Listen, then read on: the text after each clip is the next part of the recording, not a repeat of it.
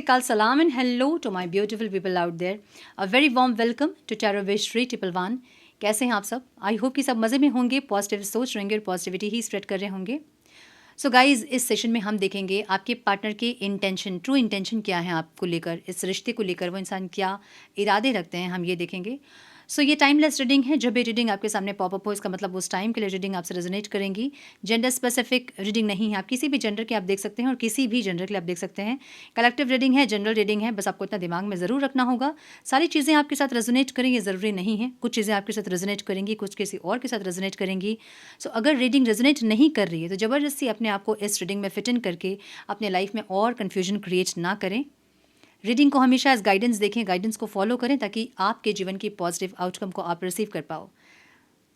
और अधिक क्लियरिटी के लिए अगर आप पर्सनल पेड रीडिंग बुक करना चाहते हैं तो आप मुझे मेल कर सकते हैं. मेरा मेल आईडी आपको डिस्क्रिप्शन बॉक्स में मिल जाएगा. मेल करें, आगे का प्रोसेस मैं आपको मेल में समझाऊंगी.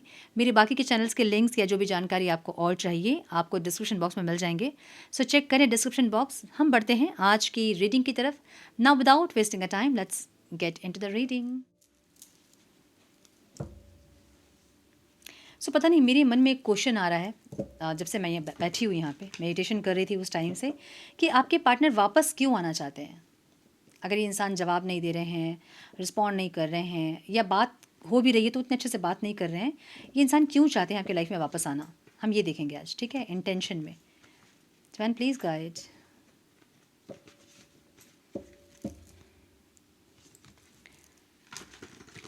मेरे व्यूअर्स के पार्टनर्स क्यों चाहते हैं मेरे व्यूअर्स के लाइफ में वापस आना, उनके इंटेंशन क्या है. Divine please guide. My dear angels talk to me please.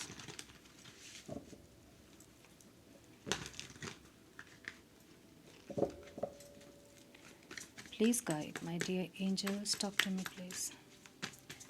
One more time please.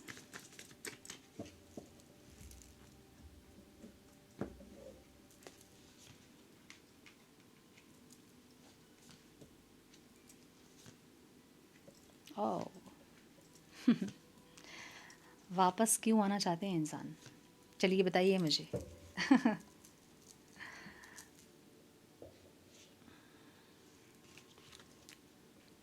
आपके पार्टनर के साइन हो सकते हैं एरीज, लियो, सजिटेरियस.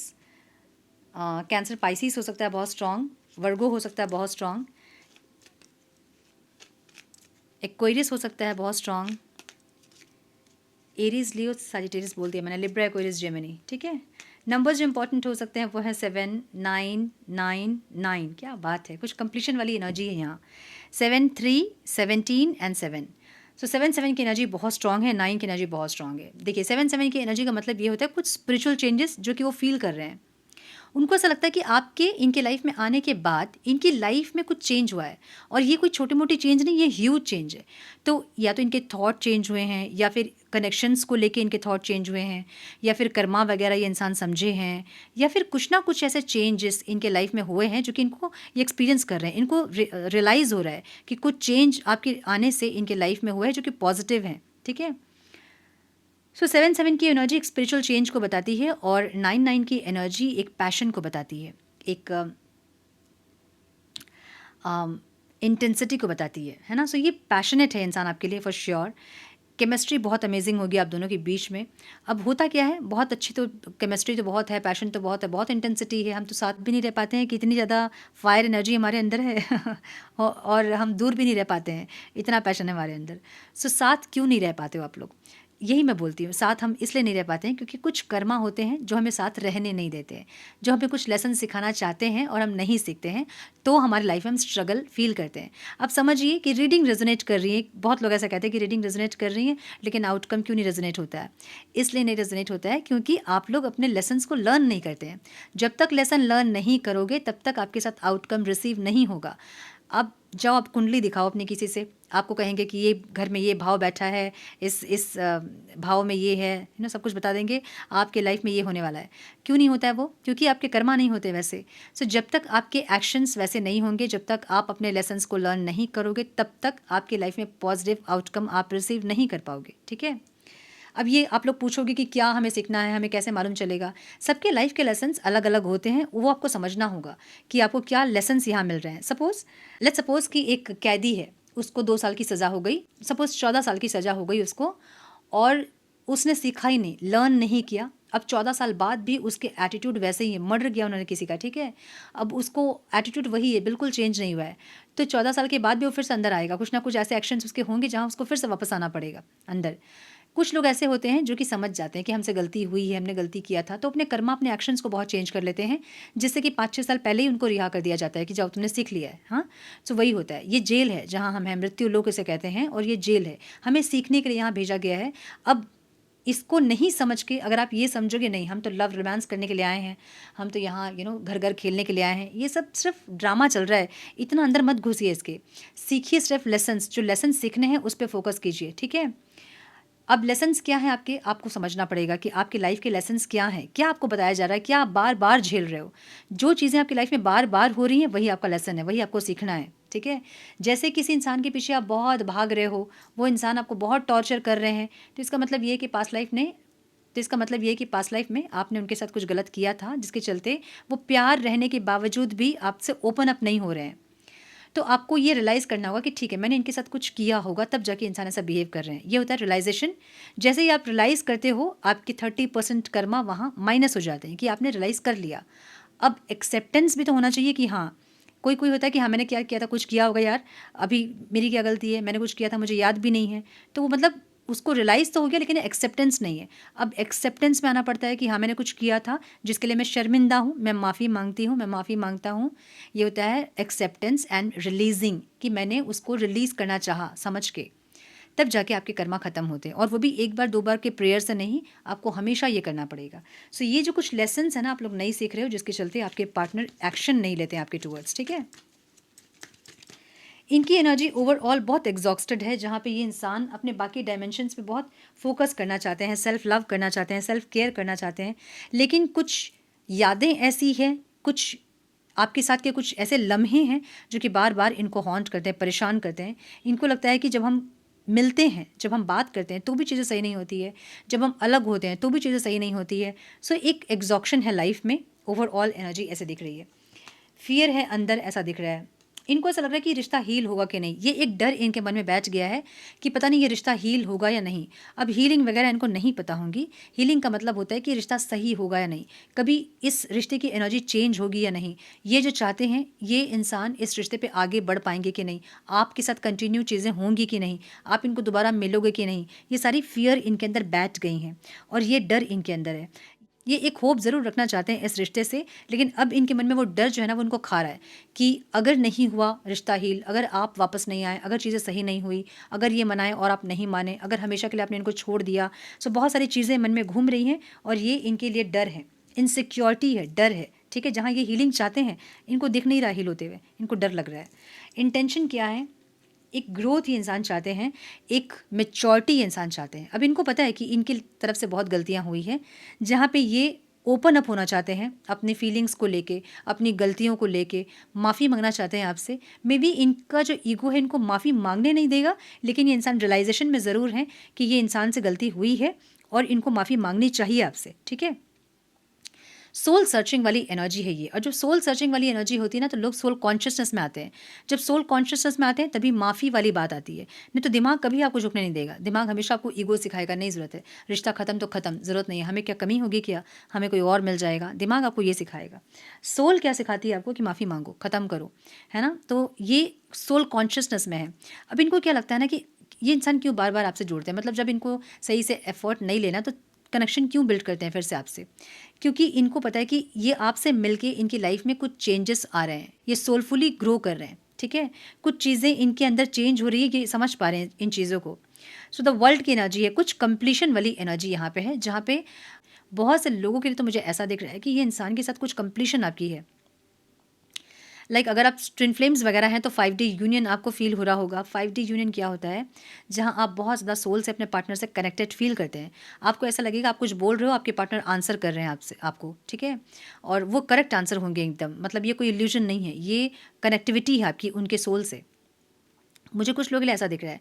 कुछ लोगों के लिए मुझे दिख रहा है कि एक गुड लक, एक ग्रोथ ये इंसान चाहते हैं, ऐसी एनर्जी। सो द वर्ल्ड की energy means good luck, completion वाली एनर्जी है। सो मैरिज या स्टेबिलिटी या फिर कुछ ग्रोथ या हार्मनी, ये इंसान ये चाह रहे हैं। इंटेंशन इनके ऐसे है। और क्यों है इंटेंशन ऐसे? क्योंकि इनको पता है कि इनकी जो सोल है ना, वो आपके साथ हील हो रही है, वो आपके साथ ग्रो कर रही है। एक ऐसी एनर्जी, पास्ट के कुछ वुंड्स वगैरह इनके रहे होंगे जो कि हील हो रहे हैं, या आप कुछ ऐसे बातें इनसे करते होंगे जो कि इनको हीलिंग मिलती होगी आपकी बातों से।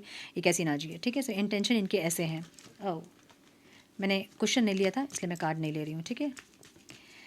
7 ऑफ कप्स की एनर्जी आपकी एनर्जी में देख रहे हैं इंसान। इनको लग रहा है कि आप बहुत कंफ्यूज्ड हैं। आप क्योंकि अब आप खुद की वैल्यू को समझ गए हो, अपनी वर्थ को आप समझ गए हो। सो अब इस रिश्ते में आपका वापस आना इनको मुश्किल लग रहा है, क्योंकि इन्होंने उस टाइम आपकी वैल्यू नहीं की, आपको बहुत लो फील करवाया इन्होंने, और आपने बहुत ज़्यादा अपने आप को लो किया इनके सामने। तो अब जब आप अपने आप को, अपने एनर्जीज़ को आप हाई किए हो, अपनी फ्रिक्वेंसी को आप हाई किए हो, आपका ऑरा चेंज हुआ है, आपका लुक चेंज हुआ होगा। सो ये इंसान को ऐसा लग रहा है कि आप फिर से इस रिश्ते में और डैमेज होने के लिए एफर्ट्स नहीं लोगे, नहीं आओगे, कंफ्यूज होंगे आप। आने का मन भी अगर आपको होगा तो आप अपने आप को रोकोगे, इनको ऐसा लगता है, ठीक है। आपकी एनर्जी कैसी है? आप न्यू स्टार्ट के लिए रेडी हैं। आप ज़रूर इस टाइम के लिए इनसे कनेक्ट करना चाहते हैं, लेकिन आप फ्यूचर भी देख रहे हैं। मतलब अभी को आप एक्सप्लोर करना ज़रूर चाहते हो, अभी को आप जीना ज़रूर चाहते हो इस इंसान के साथ। आपको लगता है कि ठीक है, ये इंसान कमिटमेंट ना दे, ये इंसान स्टेबिलिटी ना दे, बाद में फ्यूचर देखेंगे हम। एटलीस्ट अभी तो हम मिले, अभी तो हम बात करें, आज को तो हम जिए, ऐसी एनर्जी आपकी है, ठीक है। सो यस, ऑब्स्टिकल क्या है यहाँ? यहाँ क्लियरिटी नहीं मिल रही है इनको। क्लियरिटी आपकी नहीं है, आपको इनसे क्लियरिटी नहीं मिल रही है, दोनों ही ओपन अप नहीं हो रहे हैं। सो एक जो क्लियरिटी चाहिए होती है, ट्रांसपेरेंसी चाहिए होती है रिश्ते में, वो यहाँ नहीं मिल रही है। और जो पास्ट की चीज़ें हैं वो हील नहीं हो रही है, वो रिलीज़ नहीं हो रही है, जो कि ऑब्स्टिकल है। सो इनको ऐसा लगता है कि एक ट्रांसपेरेंसी होनी चाहिए, जो कि आपको चाहिए, इनको पता है। अब आपको जो ट्रांसपेरेंसी चाहिए ये इंसान देंगे नहीं देंगे, आज देंगे कल देंगे, फिर कल इनका मूड ऑफ होगा तो कल फिर से वैसे बिहेव करेंगे। सो आगे क्या होने वाला है, रिश्ता ट्रांसपेरेंट नहीं है, ये यहाँ पे ऑब्स्टिकल है। आउटकम में मुझे यहाँ पे 7 ऑफ वॉन्ड्स की एनर्जी दिख रही है with S of wands. New beginning के लिए जो युद्ध होता है ना, मतलब एक अपने मन से, पहले तो मन भूमि में युद्ध आदमी जीता है, उसके बाद आदमी आता है रणभूमि में, है ना। तो ये इंसान रणभूमि में आने के पहले अपने मन भूमि को जीतेंगे, अपने मन भूमि में जीतेंगे, उसके बाद आपके पास आएंगे। मुझे ऐसी एनर्जी दिख रही है। इनके मन में बड़ा युद्ध चल रहा है ना, बहुत इनसिक्योरिटी, डर है, क्वेश्चंस है, बहुत कुछ है मन में। तो ये अपने एक अंतर आत्मा की एक लड़ाई इनकी है, जहाँ इनका दिमाग और इनका दिल का युद्ध है, जहाँ पे ये इंसान एक क्लियरिटी चाहते हैं, एक न्यू बिगनिंग के लिए अपने आप से फाइट करके आपके पास आना, एक ऐसी एनर्जी है। और अगर फैमिली से लड़ना है या फिर कुछ और है तो ये इंसान वो भी करेंगे, मुझे ऐसा दिख रहा है। सो ये फाइटिंग वाली एनर्जी है, जहाँ पे फाइट करेंगे इंसान। अच्छा, एक 7 ऑफ स्वॉर्ड्स की एनर्जी भी यहाँ पे है, जहाँ जो कि एक मैनिपुलेशन को बताती है। सो मैनिपुलेट कर सकते हैं चीज़ों को, विक्टिम गेम प्ले कर सकते हैं, विक्टिम कार्ड प्ले कर सकते हैं, ऐसा कुछ कर सकते हैं, लेकिन ये इंसान फाइट कर रहे हैं। अब ऐसा भी हो सकता है कि आपसे फाइट करें आके कि आपने क्यों एक्शन नहीं लिया, आपने क्यों ऐसा नहीं किया, क्यों वैसा नहीं किया, ऐसा भी कुछ हो सकता है, ठीक है। सो मुझे ये दिख रहा है। थोड़े से और कार्ड्स हम देखेंगे।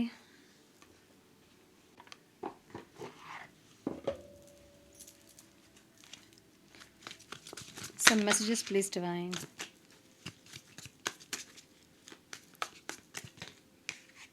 One more time please.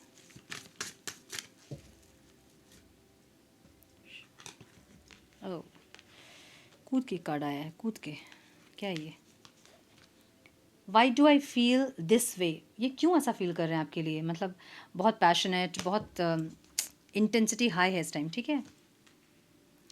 I wish I could understand you, काश ये आपको समझ पाते।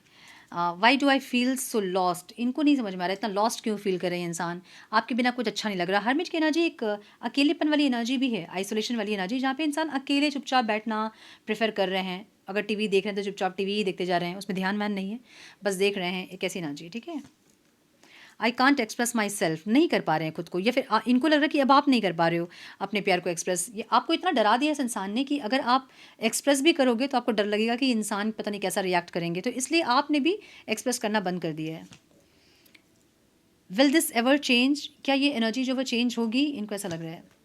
चाइल्डहुड ट्रॉमा हो सकता है, इनका हो सकता है, आपका हो सकता है चाइल्डहुड ट्रॉमा, या फिर कोई चाइल्डिश एनर्जी हो सकती है जो कि इस रिश्ते को हार्म कर रही है, कुछ ऐसी एनर्जी है। How could you ever forgive me the mess I have made? कैसे आप इनको कभी माफ़ करोगे जो इन्होंने किया आपके साथ, ठीक है। व्हाट डू यू सी इन मी, क्या देखा आपने इस इंसान में? ये बहुत बड़ा क्वेश्चन है, क्या देखा आपने इस इंसान में? सो इनको भी ऐसा लगता है कि क्या ही देख लिया आपने, ऐसा कि आप इतने फ़िदा हो गए इन पे। सो यस, ये एनर्जी है। इंटेंशन इनके ऐसे हैं कि इनको आना है इसलिए क्योंकि इनको आपके साथ एक हीलिंग मिलती है। इनको स्पिरिचुअली इंसान ग्रो कर रहे हैं आपके साथ, एक ऐसी एनर्जी है। सो यस, ये थी आज की रीडिंग। आई होप कि कुछ गाइडेंस मिली हो आज की रीडिंग से। मिली है तो इसे लाइक और शेयर करें। चैनल पे पहली बार आए हैं तो रेड बटन को ज़रूर से क्लिक करें, बेल नोटिफिकेशन को ज़रूर से ऑन करें, बने हमारे प्यारे से सोल फैमिली का हिस्सा। मैं मिलती हूँ आप लोगों से नेक्स्ट रीडिंग में। तब तक के लिए मस्त रहें, व्यस्त रहें, खुश रहें, अपना बहुत सारा ध्यान रखें, अपनों का ध्यान रखें। God bless you all.